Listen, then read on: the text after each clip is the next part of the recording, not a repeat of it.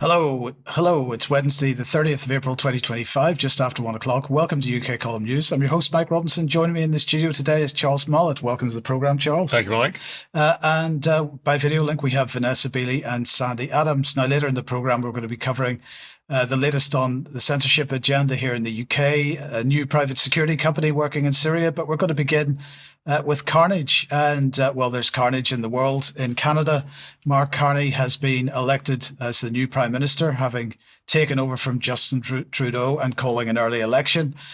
He's suggesting that his election is another example of the Trump effect. So let's just have a look at a little bit of what Mark Carney had to say. As I've been warning for months, America wants our land, our resources, our water, our country. Never. But these are not idle threats. President Trump is trying to break us so that America can own us. That will never ever happen.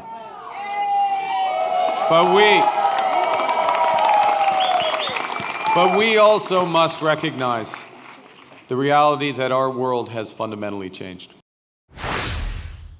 So there we are again with this narrative that the world has fundamentally changed. This is something we're hearing from Starmer, from Ursula von der Leyen, from Mark Carnage himself. And of course, Trump is the excuse for it. I have to say, though, Charles, the crowd's reaction to all that was thoroughly underwhelming. I don't think too many were buying it. Well, I mean, I think underwhelming seems to be the theme of the whole affair. I mean, the fact that anyone would be inspired by such a man speaking in such a way is completely extraordinary, I would say, in the first instance. Indeed. So in the meantime, according to the mainstream press, at least, it was carnage in Spain and Portugal on Monday, with a total power outage in Spain, which also severely disrupted Portugal. And there were also reports of impacts in France and Belgium in a much smaller way. Now, unsurprisingly, the WAGs were out in force. And this tweet is a pretty typical example, offering congratulations to Spain and Portugal for achieving net zero at last. It was only a week or so ago that the media was full of congratulations for Spain achieving 100% renewable energy production. So it's perhaps no surprise that one of the main suggestions for why this happened is a massive spike in solar and electricity generation, which overloaded the grid. This all resulted in tweets such as this, highlighting the central role of Agenda 2030 in Spain's thinking. So in this case, they have Agenda 2030 all over the trains, the Agenda 2030 logo and so on. But nevertheless, it wasn't long before darker explanations started appearing in the press. Accusations that this was a result of a cyber attack by, you guessed it, Russia. But is that likely? And the question I'd ask is, what has Spain done to Russia that Russia would carry out an attack in this way? On the other hand, just a few days ago, Spain cancelled a so-called defense contract with the world's preeminent cybersecurity nation, which is Israel. And remember that Unit 8200 spawned tech companies. They run just about every layer of the modern internet in the West. So if anyone is in a position to pull such a so-called cyber attack, Israel is. Now, I'm not claiming that Israel did it, but if there's any attempt to claim that this is the result of a cyber attack, then I would say it's pretty important to keep that possibility in mind. Now, the mainstream press, of course, filled their pages with claims of mass panic, such as this one. No power, no phone, no transport, Spain in a panic. Well, in fact, social media was not quite in agreement with that situation. So this is a typical tweet that we saw. Massive power blackout in Spain and Portugal, no internet, no payments, flights are cancelled. Media chaos, people are in panic. What really happened? We just took blankets, beer and had a great time together. So, I don't really know what to say. Clearly, the mainstream press turning this into something that perhaps isn't quite accurate, but also the attempts to blame Russia for, without any substantiation for a cyber attack are hilarious. Vanessa, let me just ask you quickly for a comment on this. Russia or Israel, what are your thoughts? Well, I think both are perfectly capable of it, but I think the most likely, in my view, would be Israel. But of course, we're not making that claim. We're just suggesting that they're very good at it. Absolutely. Okay, thank you for that. Let's move on. And sticking with, I suppose, net zero and Agenda 2030 in a sense, let me welcome Sandi to the programme. Well, what's going on in Malvern with the Malvern Environmental Protection Group? Well, they've been formed really because the Malvern Hills Trust, I think it's the MHTs, what do you call it?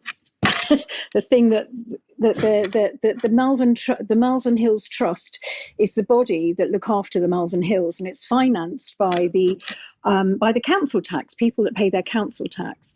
And what's happened is that they've changed the structure, and they've tried to modernise its governance. This is the Malvern Hills Trust, and they've proposed a private bill which really takes the power away from the trustees. At the moment, I think there's 29 of them, I think it was, and they've reduced it down to 12, and 6 of those are not. They don't even live. 6 of those trustees have been cherry-picked, and they actually don't live in the area. And so what the people are worried about is that it's actually going to create tension, because this trust is saying that they're going to be using SSIs, we call them sites of scientific interest. There's a worry that this will restrict people's movement on the hills, and the protection committee are sort of heading up this a big campaign against it, because it's another corporate takeover of our land, and unfortunately that's what we're seeing. We're seeing governance being taken over from people's representation. So the community members fear that the bill could have paved the way for increased commercialisation of the hills, potentially prioritising, revenue generating activities. And I'm sure that's what will happen. I think we've really got to look at this. So this corporate takeover of our land and taking it out of the hands of the people and the trustees that look after it and have done for many, many years, and putting it into corporate private hands for commercial interests. And this is what we're finding. It's just, it is absolutely appalling what's going on. And I think, the Environmental Protection Group, do look them up. It's the Malvern Hills Environmental Protection Group. I think Jeff Buys Cars did a wonderful YouTube on it, so do look that up as well. He interviewed one of the trustees from this group, and really went into how they're taking literally the power away from the people who pay for it. I mean, we pay for this in our council tax.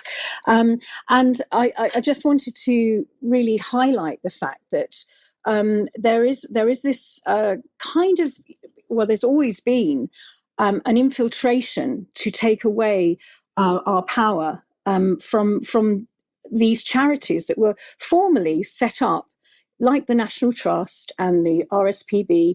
I'm dubious about the World Wildlife Fund, but there's an infiltration to bring extreme climate fascism, I call it, into all these bodies, and this is what's happening. And unfortunately, we've got this the Living Planet Act is coming up.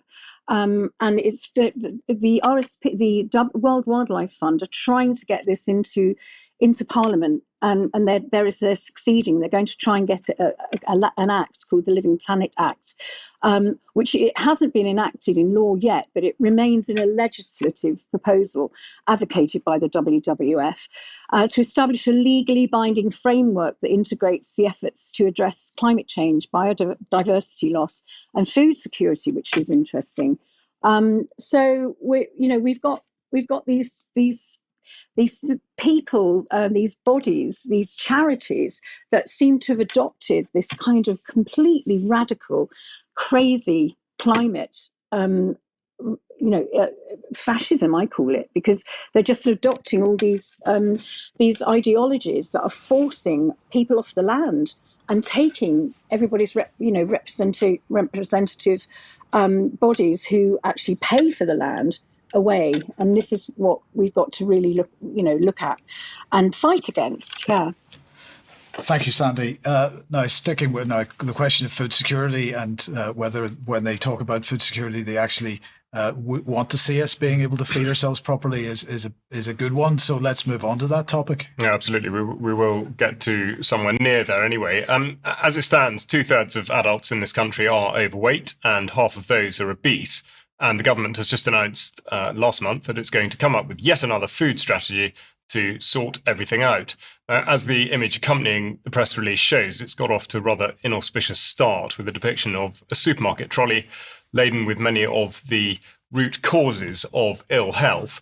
With this in mind, it comes as little surprise to find that the nascent Food Strategy Advisory Board is stacked out with industry heads who have every interest in preserving the status quo, or at least adopting it slightly in order to maximise profits on fake food. Of course, the National Farmers Union talks of prioritising growth and therefore is right behind it, by which they mean really falling in line with government initiatives to give up on the production of real food or looking after the environment, and to go in for subsidy based on inefficient energy schemes and artificial food via robotics and AI.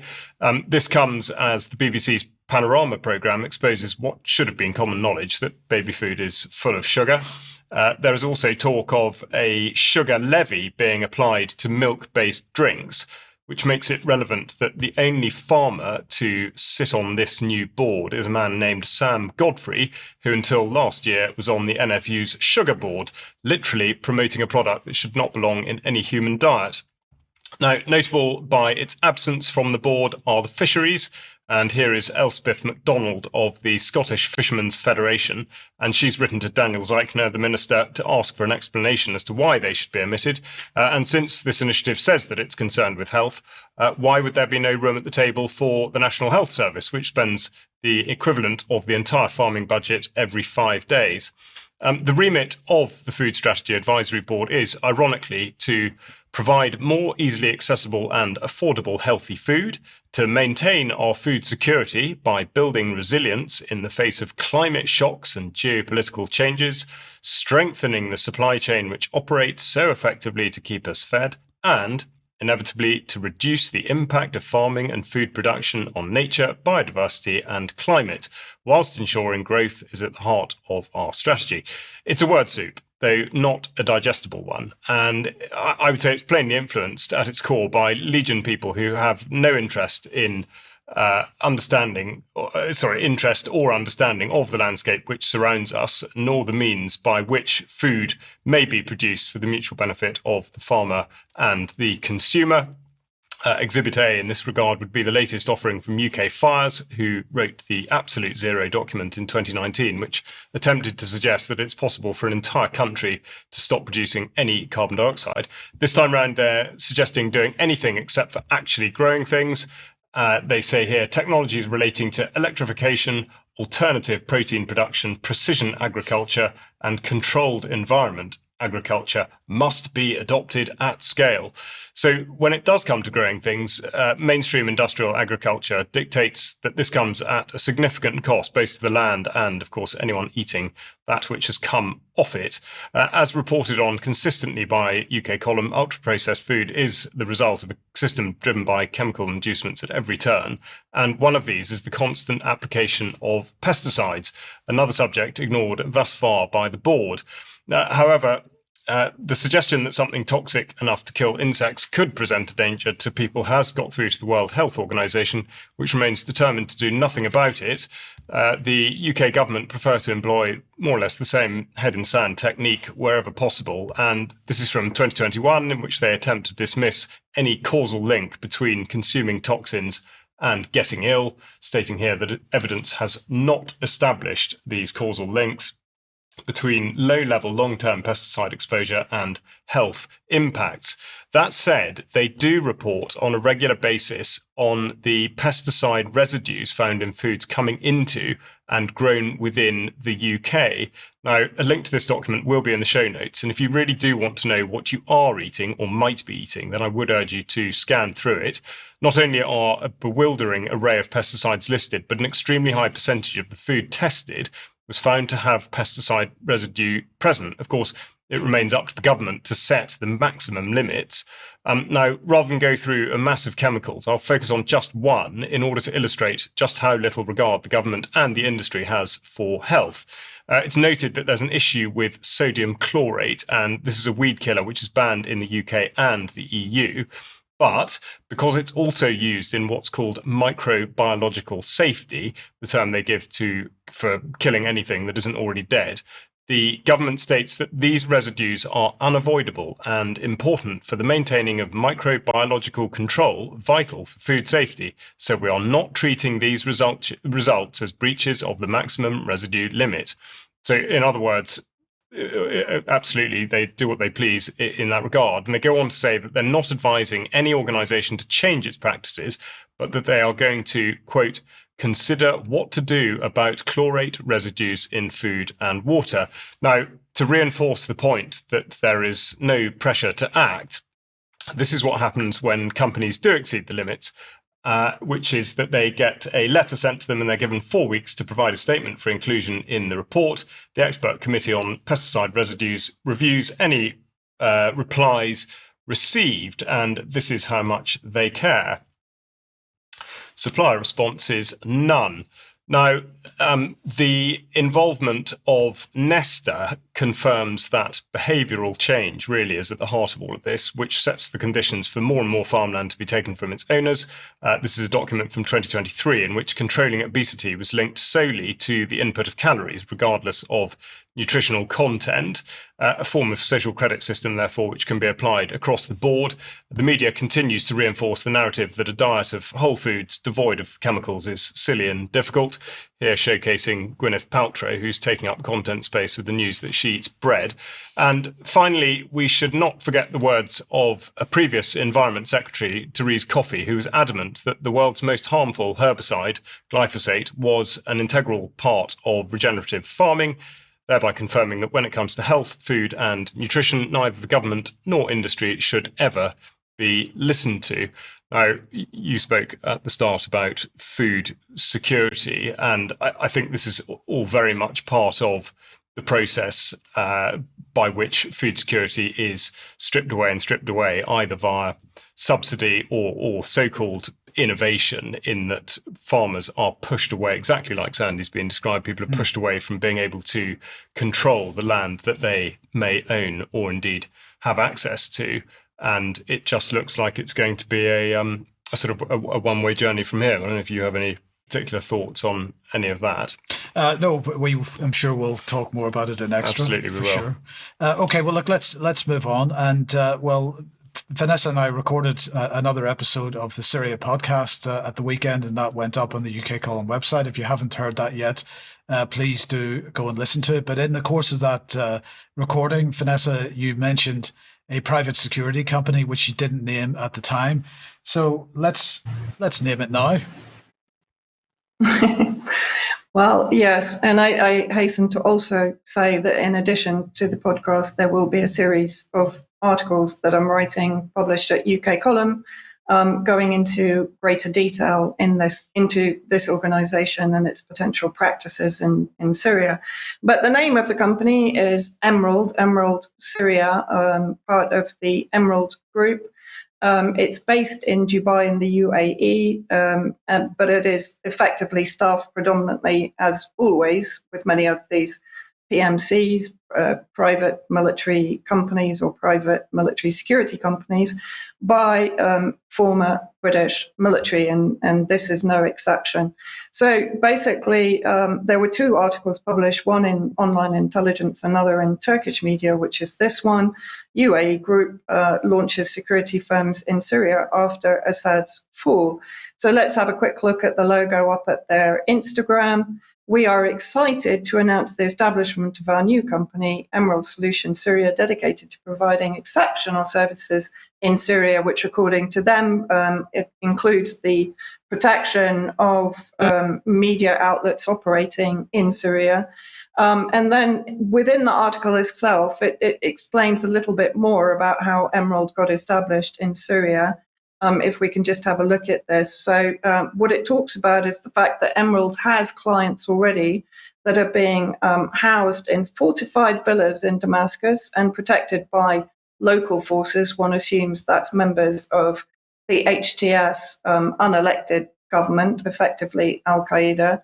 They entered Damascus, and this is interesting, on the day of the fall of Damascus, so on the 8th of December, which of course is the day that I managed to get out of Damascus. And that was, according to them, in order to work with international media covering the historic events. They were registered apparently in Syria officially on March the 11th, 2025, which was facilitated by the then trade minister. He's now actually been replaced.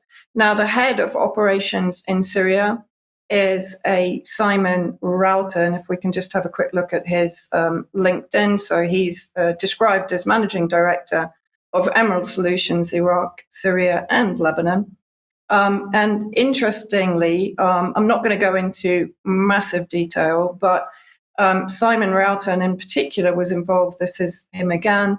Emerald Solutions successfully repatriated Travis Timmerman from Syria, reuniting him safely with US forces at the Al Tanf illegal US military base on the border with Syria and Jordan. Now, just very quickly to cover the Travis Timmerman story, which is relatively interesting. He entered Syria, I would guess, about a year ago illegally. He was smuggled through the Lebanese border into Syria, and perhaps unsurprisingly, at a time when tourism was actually booming in Syria under the former Syrian government, he was arrested for entering illegally and without any papers or permissions. He claimed he was on a religious pilgrimage, and he was eventually found barefoot after all the prisons were opened up by the marauding Al-Qaeda gangs. And he was allegedly found by Emerald Solutions. And then with the help of Syria Emergency Task Force, which is another CIA-linked regime change-focused operation, he was taken to Al Tanf. So this suggests that Emerald was already well aware of the situation in Syria prior to the actual operation by HTS and in connection with another CIA operator in Syria itself. So I found that quite interesting as a story. And also, Ralton only joined Emerald Solutions in November 2024, so 1 month prior to the fall of Damascus. I'm sure that's also just coincidental. Looking at his LinkedIn profile, his first job in the PMC industry was with an organization called Aegis Defense Systems Limited, where he was from May 2007 until June 2010. Why have I focused on this? Because I think it demonstrates very clearly that the kind of internal structure of PMSCs globally, and of course the majority of which are based in the UK. So let's have a look at who was basically the chairman of Aegis Defence when it was established in 2002, Lord Nicholas Soames, who you'll know better perhaps as an MP of Crawley and Sussex. He was the former chairman of Aegis Defence Services and member of the International Advisory Board for Garda World, who bought Aegis in 2015. So this shows very clearly a revolving door between this particular PMC and the British government and the House of Lords itself. And then who basically formed Aegis Defence? This is a guy, a maverick, who is Lieutenant Colonel Tim Spicer, given the OBE for his services, about his book, about the man who inspired 007. So he formed Aegis in 2002. Now, Aegis did not have a very good record in Iraq in particular. They were kind of hauled over the coals for employing former child soldiers as mercenaries in Iraq, child soldiers from Sierra Leone. And it was picked up that there was a very good reason, according to the Aegis directors, that they would use these former child soldiers from Sierra Leone because they were much cheaper than using British or European mercenaries. They were only paying them around $16 per day.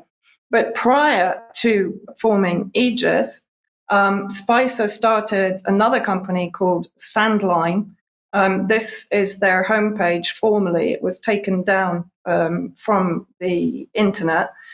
They were formed in the early 1990s and were dogged by controversy. So again, Spicer involved in controversial events through his PMC.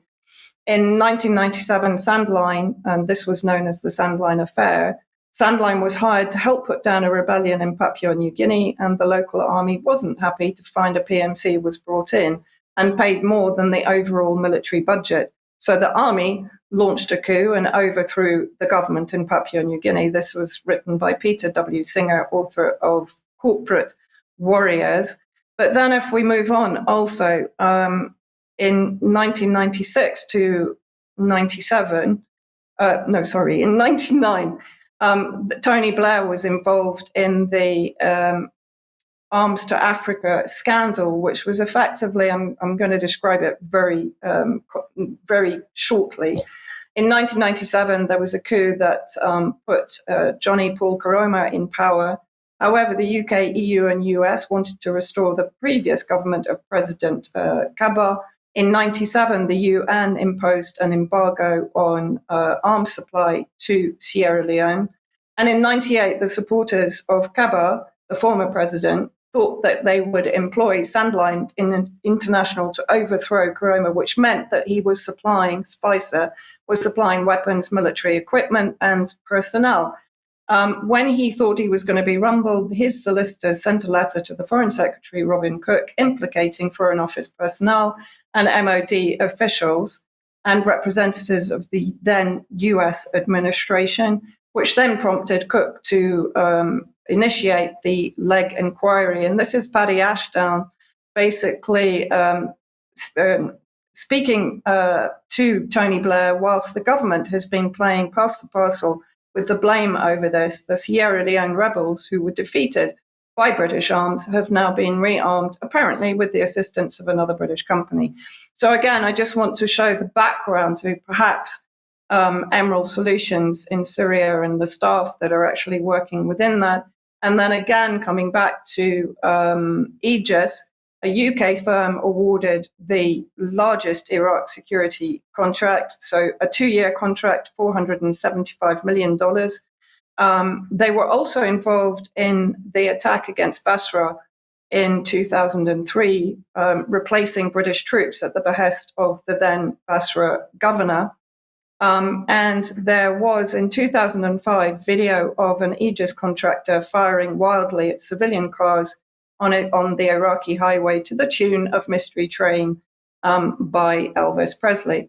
And of course, we will remember the crimes committed by Blackwater and by CACI, who were accused of torturing prisoners under their detention and torturing them. So therefore, I think this just sets the scene for what PMCs might be up to in Syria. Thank you, Vanessa. We'll come back to this topic a little bit later on. But in the meantime, if you like what the UK Column does, if you'd like to support us, support.ukcolumn.org is the place to go. You can make a donation. Join us as a member. If you do join us as a member, that will allow you to access UK Column News Extra and the forums and so on. You can support us by picking something up at the UK Column shop, or if you use the link on this page to buy something from clivedeclark.com, we do get a small commission from that. But if you can't do any of that, that's absolutely fine. Please do at least share anything that you see of interest on the UK Column website, because that helps us defeat the algorithms, and we absolutely need everybody to help us with that. But Charles, there is an item on the UK Column shop that we still would encourage people to get hold of. Absolutely, there is indeed. I was wearing mine this morning and it definitely put a spring in my step. The UK Column on location, I wasn't the only one listening, from Cheltenham 2025 is now up on the website. So if you were there, or you watched the live stream, or you are about to watch the live stream, because that is also still for sale, then do get a t-shirt too. Now, you interviewed Sam Sorbo. I did, and that went out yesterday. It's been very well received. She speaks very, very passionately and from a very well-informed position on home education. And when one considers what Ben was reporting in the news on Monday's programme about the suggestion that the government are going to be able to inveigle their way into the lives of primary school children when it concerns issues about which they may or may not speak or have a particular view, then this really is one to listen to, not just for people with children, but for those who just want to get a better idea of sort of how corrupt the system actually is and how it can be avoided. And at 1 p.m. tomorrow, you interviewed Jeremy Nill, Germ Warfare, and Battle of Ideas is the topic. 1 p.m. tomorrow, do not miss it. And there's a very good reason for not missing it, because Jerem is going to be providing us with a lot of content over the next coming weeks and months. He is indeed. Yeah, we're very pleased to announce that starting on Monday, the 5th of May, he will be producing a show for UK Column under his Germ Warfare brand, and that will go out 7 p.m. Monday to Friday. And he will be resuming his consistently high quality service of interviewing fascinating people from all over the world about topics that we have all, I would say, reaped huge benefits from listening into to date. So we're really excited about that, to have him with UK Column. And the interview for tomorrow is not just to lead up to that, but also his background. He's been a cartoonist for a long time, having worked in the mainstream media, and to have come out the other side, and also his perspective as a South African living in a sort of broken country. Okay, now just a quick reminder of Stand the Light taking place in Cumbria. That's in May Bank Holiday, 23rd to the 26th of May, 2025. Lots of hugely interesting people performing at that event, and a whole bunch of other activities for people. So do get along to that if you possibly can. Okay, now let's move on then to online safety. And well, good news, everyone. Ofcom has set up its new Online Information Advisory Committee and appointed several members. Now, the Online Information Advisory Committee is a requirement of the Online Safety Act, and it's there apparently to provide advice to Ofcom with specific focus on misinformation and disinformation. Its first meeting is going to take place on the 16th of May.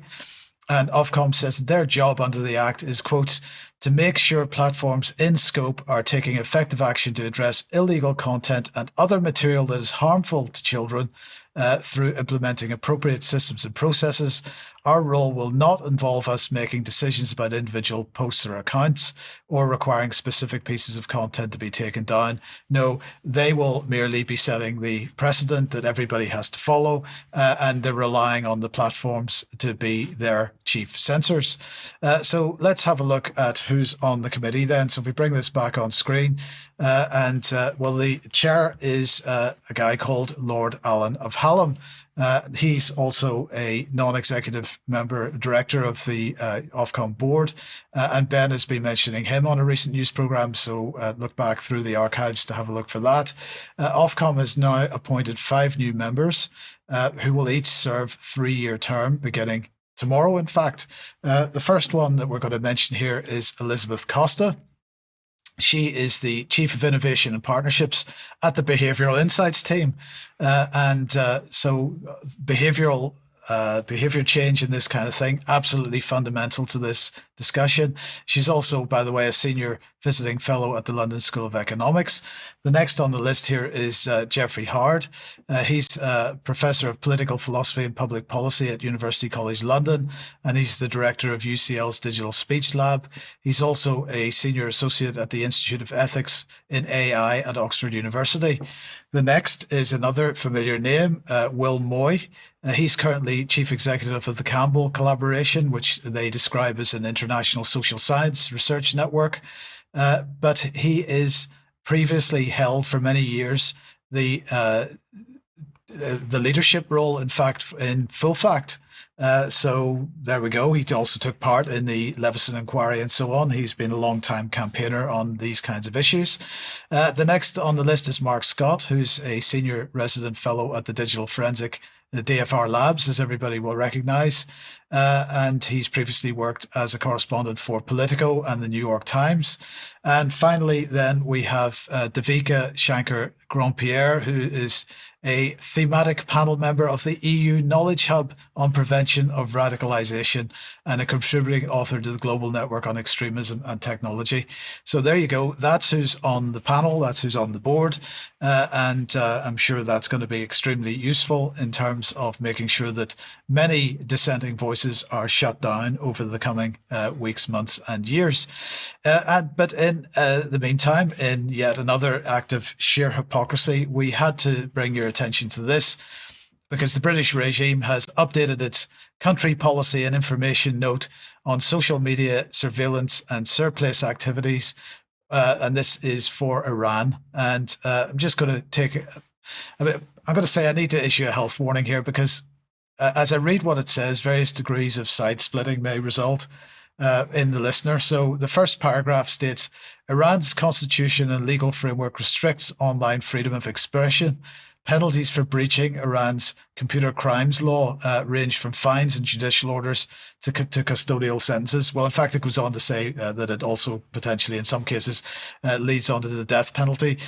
Anybody who isn't saying exactly the same kind of attitudes and approaches in the British government is not paying attention. But then it goes on to say that social media users in Iran whose posts are deemed critical of the state or against its self-declared high moral standards, or who comment on sensitive issues, may be subject to treatment including harassment, arrest, ill-treatment, torture, criminal charges that is sufficiently serious by its nature, repetition to amount to persecution. And anybody, again, who doesn't recognise exactly the same behaviour in the British government, the British regime, isn't paying attention, and the hypocrisy is just off the charts.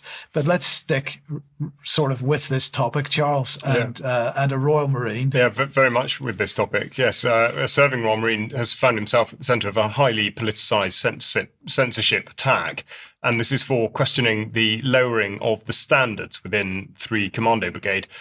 Here he is describing what he did.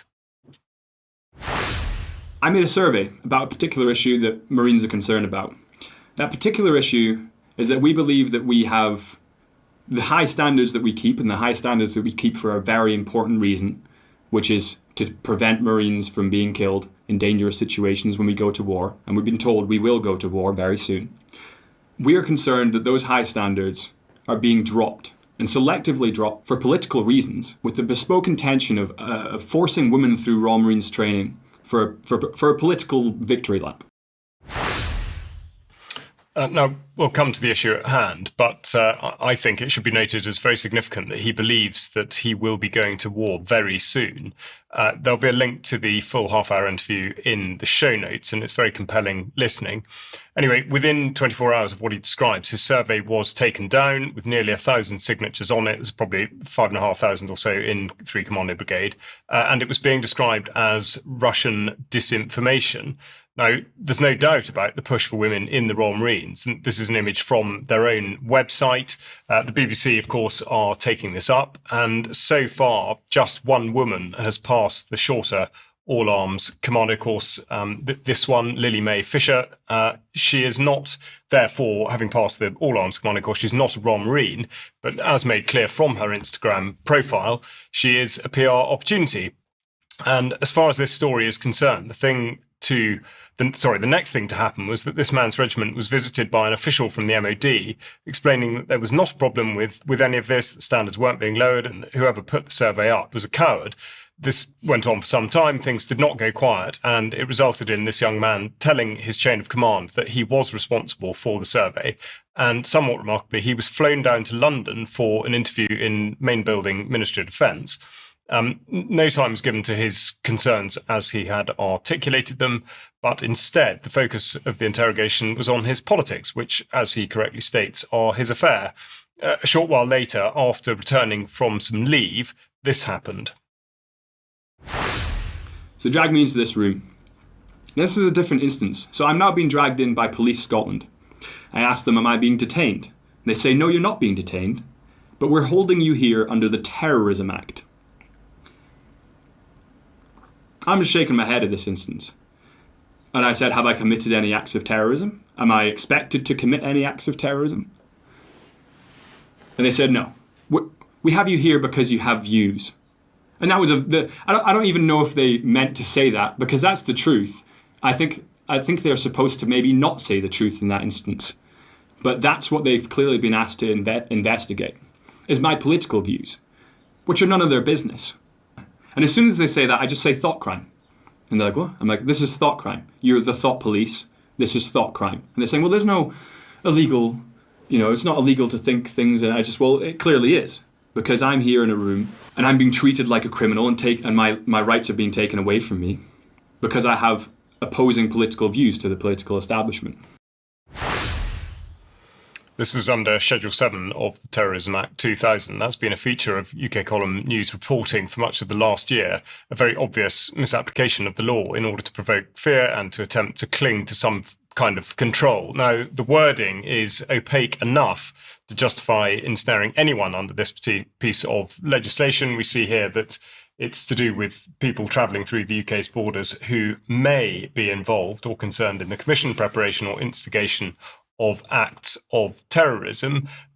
And it goes on to say that the examination of an individual is not conditional upon having grounds to suspect that person of being engaged in terrorism, but the decision must not be arbitrary. In other words, those acting under this legislation in the ports have completely free rein, as they can never really be asked to be held to account for their actions. Now, as far as the Royal Marines are concerned, this is a command issue, and this is what the young man had to say about that particular point.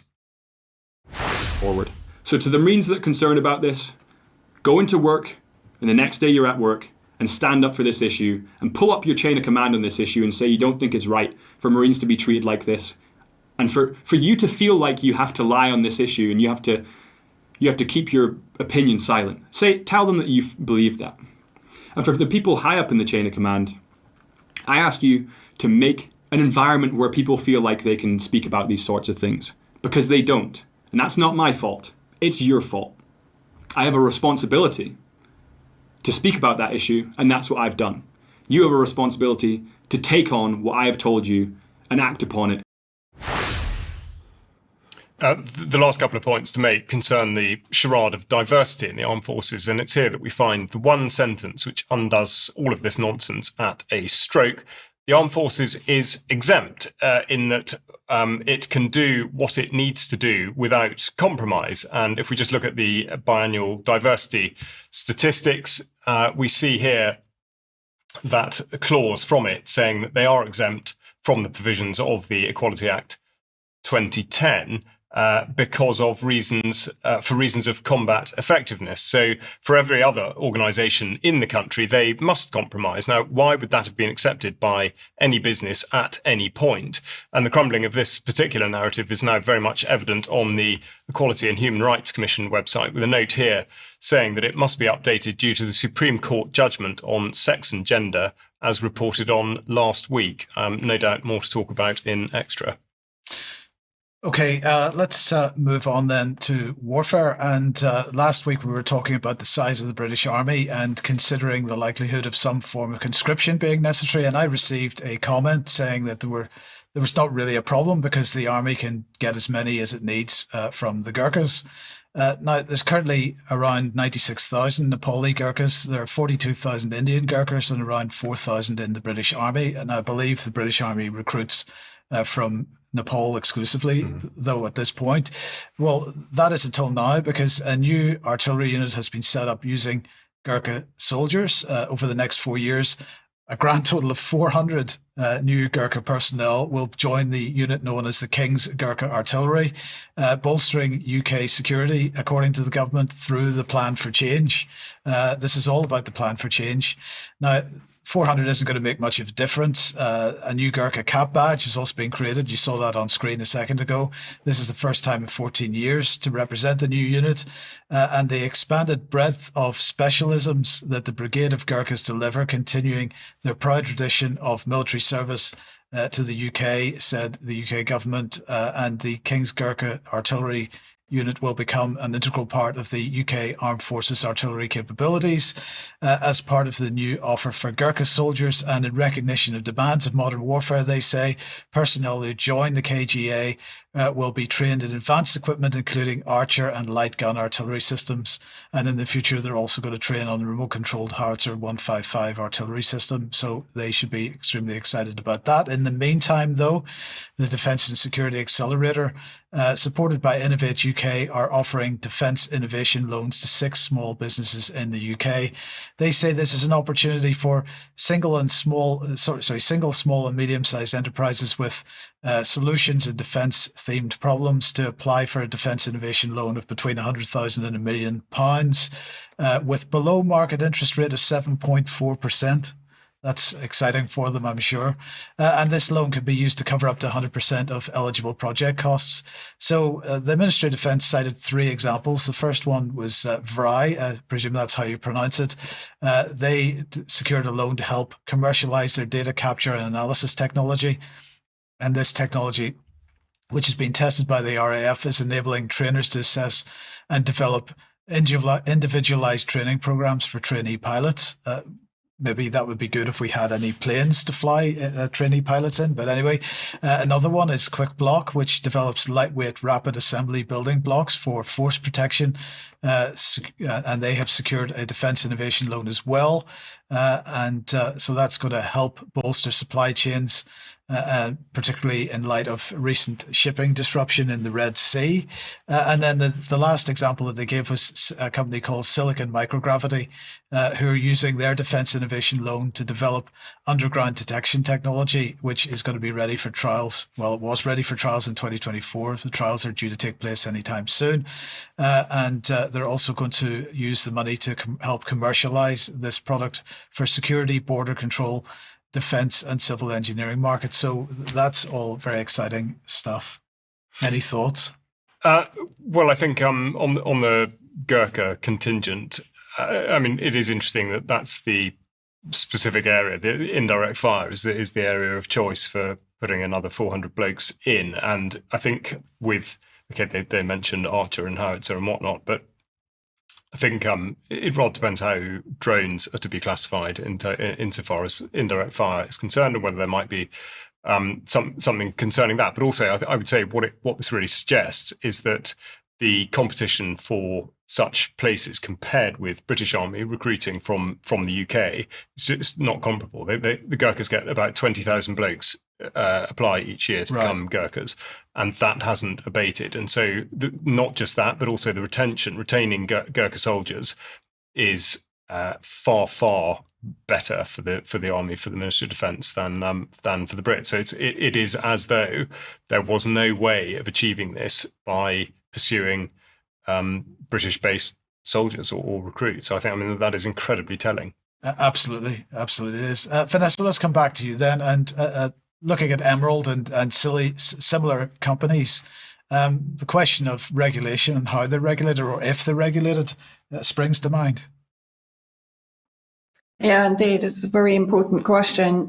So I'll start with a report from War on Want from 2008, so based largely on crimes that were committed by PMCs during the war against Iraq, the illegal war against Iraq, getting away with murder, the need for action on UK private military and security companies. So as they point out, tens of thousands of mercenaries working for PMCs outside legal control. The US and Iraq at the time were taking action. The UK government had failed to act despite, as we've mentioned, being the biggest player. And this is basically, again, repeated in various articles, but this is from Open Democracy in 2018, co-written by Dr. Ian Overton, who heads up the Action Against Armed Violence organisation, which tries to regulate PMCs to some degree. Britain is the world centre for private military contractors, and it's almost impossible to find out what they're up to. Welcome to the murky world of mercenaries and floating armories, so already setting the theme. And as part of the article points out, the British PM SC industry, the private military security company industry, Britain has basically led this privatization of modern welfare. It leads the world in providing armed contractors to so-called hotspots. And some of the biggest clients are governments in those hotspots. Since 2004, the UK government has spent approximately £50 million annually. The total worth of the PMC industry stands between 69 billion and 275 billion. So it's a very, very lucrative market sector. And then if we look at what Dr. Ian Overton actually says within that article, he said that AOAV had investigated 235 UK-based internationally operating PMSCs. So this is in 2018. These profit-seeking entities are entrusted with government security tasks, while themselves being subject to a perilously weak system of self-regulation. So again, we see, and I'll come on to who else is being self-regulatory shortly, but this is a response to Baroness Tong in 2021 during parliamentary questions, who basically asked Lord Ahmed of Wimbledon what legislation was in place to basically provide oversight for, as she said, UK citizens acting as mercenaries or training with foreign militaries. Let's see what Lord Ahmed said. First of all, he said, we draw a clear distinction between mercenaries and PSCs. We promote high standards for PSCs internationally through voluntary regulation of the sector. So we come back to this idea of voluntary regulation. And as I said, this was in 2021. He goes on to say members of UK armed forces regularly undertake training with a wide range of international actors, where this best supports the development of UK military capability. And this is important, supports wider government objectives.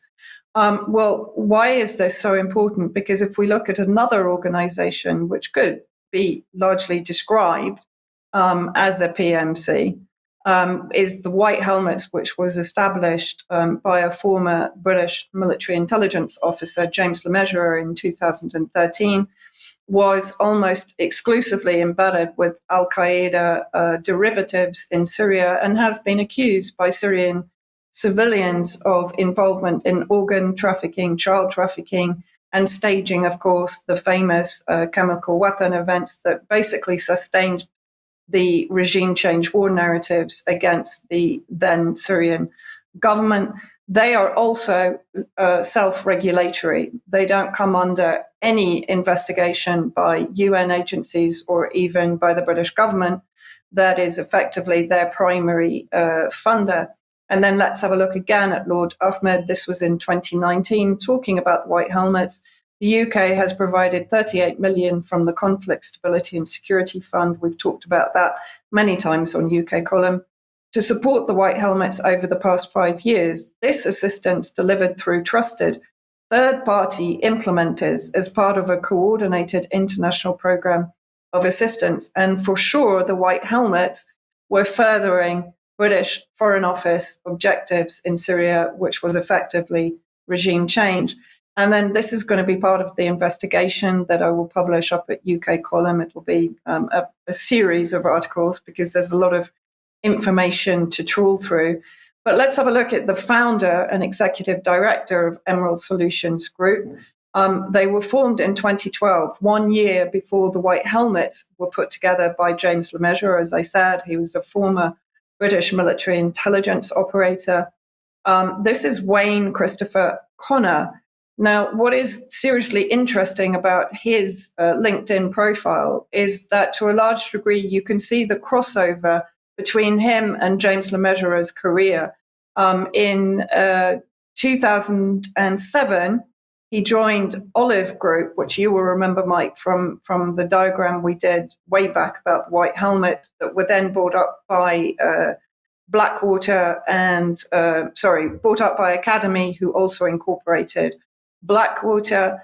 And in 2007, James Le Mesurier left Olive Group. So Wayne Connor was basically there prior to, he joined just as James Le Mesurier was leaving. They also crossed paths in the Balkans and in other areas of operations. So very interesting, as I've said. The other self-regulatory group backed by the West and the UK, of course, is HTS itself, Al-Qaeda, that was commissioned to form a committee to investigate its own crimes of ethnic cleansing and atrocities committed against Syrian civilians since the takeover in December 2024.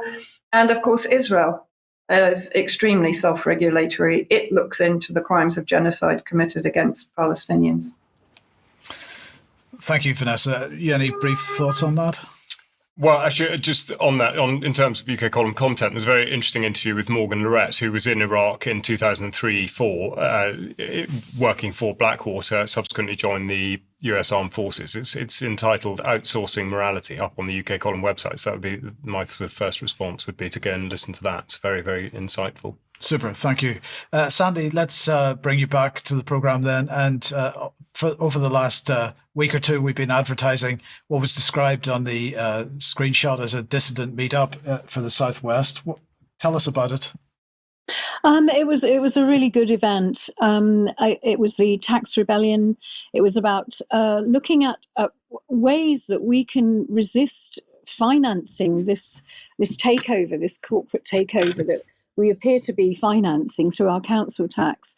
And it's interesting because there were many different views on how to go about this. And what my takeaway was that we have to somehow bring it all together and find the best way, because there's different people. There's the Sovereign Project, there's the Anna von Rice lot, I think it's the Community Assemblies of the British Isles, and then we had Chris Coverdale, who's amazing, and David Leahy, who seemed to have got a kind of a thing together to address the non-payment of council tax, or at least withholding it, keeping it in escrow perhaps, but challenging it, saying, look, we don't know where our money is going. At the moment, only 30% of our council tax actually goes to the services that we receive. The rest of it goes into central government, and we don't know what they do with. Well, we do know what they do with it, but we're not given the choice of where we spend our money, and we're financing illegal wars. We're financing all sorts of stuff that we should not be financing, and we don't want to finance. So this is the thing, is bringing people together and getting all the ideas, and that's what the event was about. And it was very well attended. We had lots of people there, and we had Glyn from the Concerned Citizens Advisory Assembly with Catherine Armitage there, and they were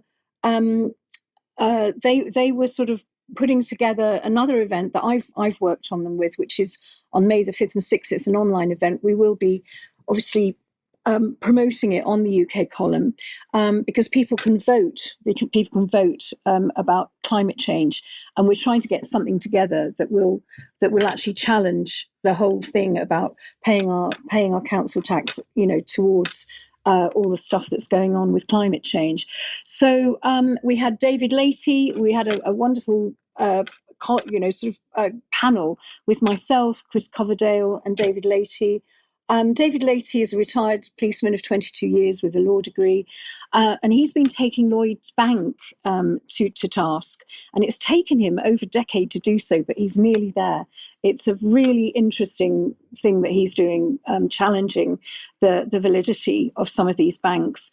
And Chris Coverdale, was fantastic. He really is. He's been doing so much. Yeah, we've got a picture here of Glyn Owen and Catherine Armitage from the Citizens Advisory Assembly, and they're doing fantastic work, and I'm working quite closely with them as well.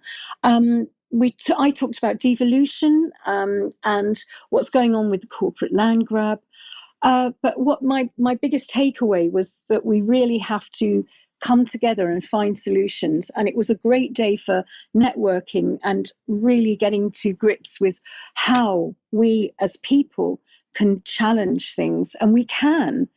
We just need to have the backup and do it en masse, and that's what we need to achieve.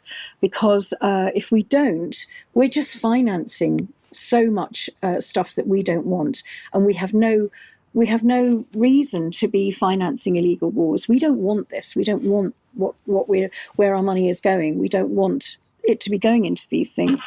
And next week, I mean, what's good is I was approached by a wonderful man called Nigel. I'll just call him Nigel, and he gave me some more information that really goes deeper into my research into the infiltration of extremist groups into English charities that are subverting the British democratic process, infiltration into the National Trust, the Royal Society of Protection of Birds. I think the WWF has already been infiltrated for a long time, but it's ramping up with the People's Plan for Nature and the Living Planet Act that I spoke about earlier. So it's very important for us to get together at these events to share this information. Thank you. Thank you, Sandy. Yes, indeed. We'll talk more about that in extra. I think the WWF was never infiltrated. It began as a pre-infiltrated organisation. It was set up by the Duke of Edinburgh in the first place and was absolutely 100% on this agenda from the start. So the infiltration wasn't required in that case. Well, look, we are out of time for today. We will be back in a few minutes if you're a UK Column member on the for the extra program. If you are not a UK Column member, then please consider joining us for News Extra every day that we do a news program. Otherwise, don't forget the interview tomorrow at 1 p.m. We will be back as usual on Friday, and we'll see you then. Bye-bye. Bye-bye.